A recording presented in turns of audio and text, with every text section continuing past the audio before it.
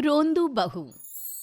नव्या बहू अपने ससुराल के गेट पर बैठकर बिलख बिलख कर रो रही थी। मेरे ससुराल वालों ने मुझे घर से बाहर निकाल दिया। मेरी तो किस्मत ही फूटी है। मुझसे तो कोई प्यार ही नहीं करता। इतनी बुरी हूँ क्या मैं? सभी आस पड़ोस वाले नव्या को यूं रोता हुआ देख रहे होते हैं और तभी उन सबकी नजर उसके हाथ की चोट के निशान पर जाती है।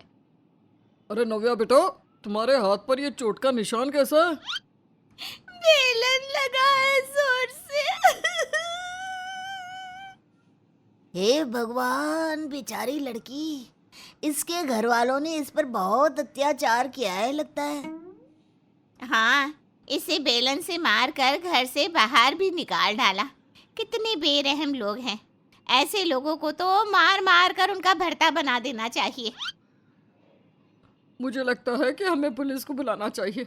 इस बेचारे को इंसाफ तो मिलना ही चाहिए, वरना इसके ससुराल वाले इसका जीना दुश्वार कर देंगे। हाँ बहन जी, आप बिल्कुल सही कह रही हैं। रुकिए, मैं अभी पुलिस को फ़ोन लगाता हूँ। कुछ ही देर बाद मोहल्ले में पुलिस की वैन आती है और पुलिस ऑफिसर सीधे नव्या के ससुराल में घुसकर उसके पति अद्वैत को डंडे से मारने लगते हैं। क्यों रे, बहुत मर्दानगी दिखाता है क्या बीवी को मारकर? हाँ, ये ले ले ले, ये मारेगा और मारेगा, बोल। रुकिए, अरे रुकिए इंस्पेक्टर साहब, रुकिए तो।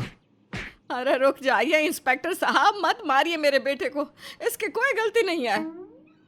मत मारिए भैया को इंस्पेक्टर साहब, प्लीज। इंस्पेक्टर साहब, हमारी बात तो सुनिए। तभी पुलिस इंस्पेक्टर रुक जाते हैं और सास राजेश्वरी, ससुर बलवंत और ननद डॉली कहते हैं, अरे ऐसे कैसे इंस्पेक्टर हो आप? आपको कुछ पता भी है यहाँ क्या हुआ है? बिना कुछ जाने समझे मेरे बेटे की ही सुताई कर दी। देखिए, उसके शरीर का हर एक भाग लाल हो गया है। नव्या भाभी डायमंड सेट मांगने की जिद कर रही थी और जब भैया ने मना किया तो वो रोने लग गई और दोनों में झगड़ा होने लगा। और जिस झगड़े से परेशान होकर राजेश्वरी ने अद्वैत को बेलन मारा, लेकिन तभी नव्या बहू बीच में आ गई और उसके हाथ पर बेलन लग गया और फिर नव्या रोते रोते बाहर चली गई। लेकिन हमें तो आपके आस पड़ोस वालों ने ये कहा कि आप ही लोगों ने इन्हें बेलन से मारा है और घर से बाहर भी निकाल दिया है। नहीं नहीं इंस्पेक्टर साहब, आपको कोई गलतफहमी हुई है। मैंने उन सब से इतना ज़रूर कहा कि मुझे बेलन के लगने से चोट आई है, लेकिन ऐसा नहीं कहा था कि कैसे बेलन लगा मुझे। हाँ, बेचारे इंस्पेक्टर साहब अपना सर पकड़ लेते हैं और वहाँ से चले जाते हैं। नव्या ऐसे ही रोती रहती है और हमेशा विक्टिम यानी कि दुखी बनकर दूसरों को फंसाती रहती है और मुसीबत में डालती रहती है। ओ गॉड नव्या भाभी, आपको ना कुछ भी नहीं आता, ना साफ सफाई करना, ना ही ढंग का खाना बनाना। सीधे देखो कैसे आपने मेरे पराठे को जला दिया है। अब मैं इस जले हुए पराठे को खाऊं क्या? आप ना किसी काम की नहीं हो। जाओ जाकर दूसरा अच्छा वाला पराठा बनाकर लाओ। नव्या रोनी सूरत बनाती है और गुस्से से डॉली के पराठे की प्लेट को रसोई में ले जाकर पटकती है। समझती क्या है अपने आप को? ननद है तो मालकिन बन के हुक्म देगी। अरे रुक बेटा, तुझे तो मैं अब अच्छे से बताती हूँ कि मैं किस काम की हूँ। नव्या डॉली के कमरे में जाकर उसकी बुक्स की हैंडराइटिंग की कॉपी करके उसी हैंडराइटिंग में एक पेपर पर कुछ लिखती है और बाद में अपनी सारी साड़ियों को जला देती है और उन पर वो लिखा हुआ नोट भी साइड में रख देती है और जोर से रोने का टेप शुरू कर देती है। मेरी साड़ियाँ, डॉली, मैंने तुम्हारा क्या बिगाड़ा था? नव्या के रोने की आवाज सुनकर सभी उसके कमरे में आ जाते हैं और तब, क्या हुआ नव्या बहू, तुम रो क्यों रही हो? अरे बाप रे, ये तुम्हारी साड़ियाँ किसने जला दी? डॉली ने। डॉली, तूने अपनी ही भाभी के साथ ऐसा क्यों किया? भैया, मैंने कुछ भी नहीं किया है। ये देखिए इस चिट्ठी में क्या लिखा है, पढ़िए इसे। अद्वैत उस नोट को पढ़ने लगता है। आपने पराठे जलाए ना, अब देखना भाभी, मैं आपकी साड़ियाँ जलाऊंगी और अगर मेरे हुक्म को सर आंखों पर नहीं रखा तो मैं आपको सांस तक नहीं लेने दूंगी। फिर चाहे मेरे बूढ़े और बेवकूफ़ माँ बाप बीच में क्यों ना आए, या वो छछूंदर भाई। ये सब सुनकर राजेश्वरी, बलवंत और अद्वैत तीनों गुस्से से आग बबूला हो जाते हैं। बेशरम लड़की, तू हमारे बारे में ऐसा सोचती है? हम बेवकूफ हैं। माँ, मेरा यकीन कीजिए, माना कि ये मेरे जैसी ही हैंडराइटिंग है, लेकिन ये सब मैंने नहीं लिखा माँ।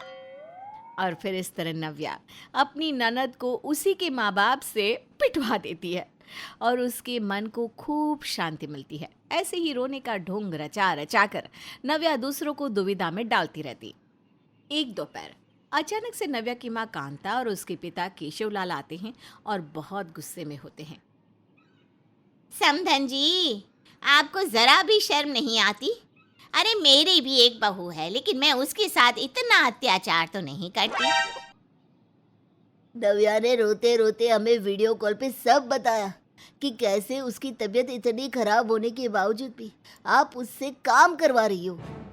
नव्या एक कोने में बैठकर रो रही है।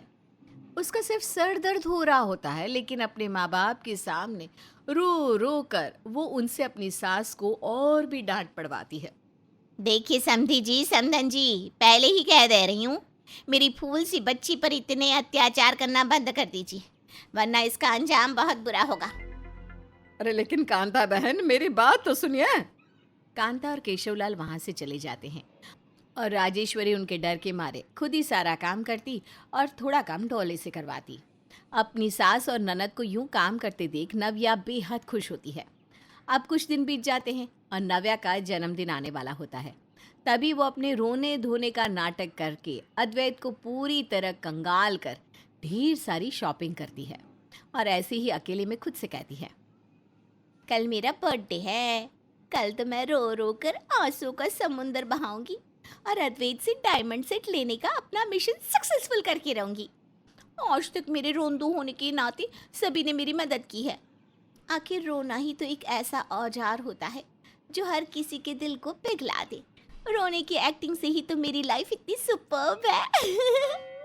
तभी राजेश्वरी और डॉली दोनों भी नव्या की ये बातें सुन लेते हैं और उनके पैरों तले जमीन खिसक जाती है। क्या? इसका मतलब ये रोने का नाटक करती है?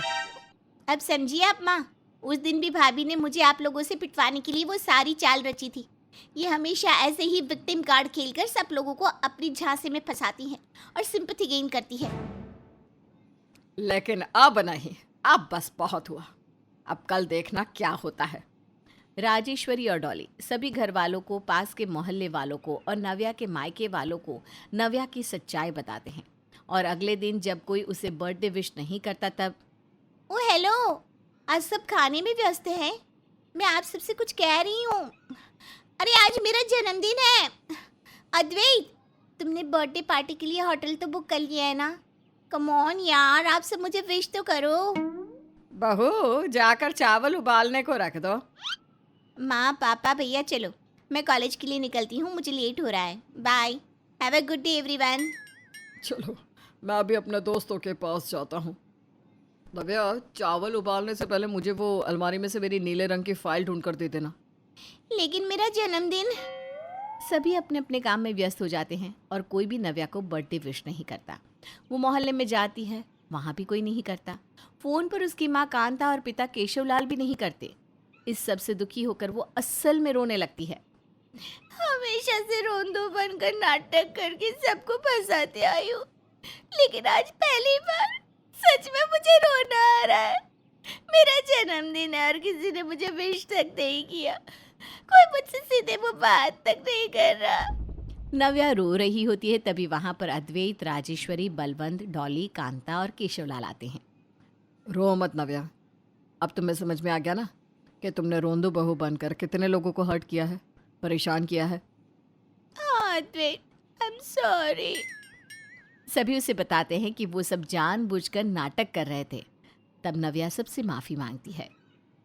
आप सबने ये नाटक करके बहुत अच्छा किया, मुझे अब सबक मिल गया है, वो भी आज के दिन। मैं इसे कभी ना भूलूंगी और अब से हमेशा सबके साथ अच्छे से रहूंगी।